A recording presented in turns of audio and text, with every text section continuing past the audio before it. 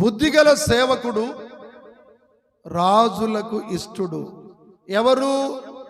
దానియేలు బుద్ధి కలిగి, అతి శ్రేష్టమైన బుద్ధి కలిగి సేవ చేసినందుకు ఆయన రాజుకు ఇష్టమై ఉన్నాడు గనక రాజు దానియేలును తన దేశమంతటి మీద అధికారిగా పెట్టాలని ఉద్దేశించిండు. చప్పట్లు కొట్టి దేవుని మహిమ పరుద్దా.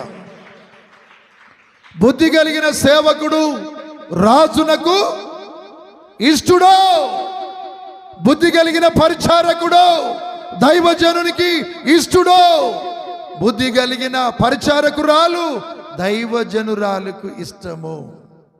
అలా లేదు చెప్పదు. మీరు ఏ బుద్ధిని కలిగి ఉన్నారో నాకు తెలియదు తల్లి.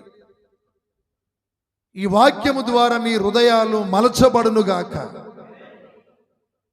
సుగుణాలతో మీరు బయటికి వెళ్ళుదురుగాక.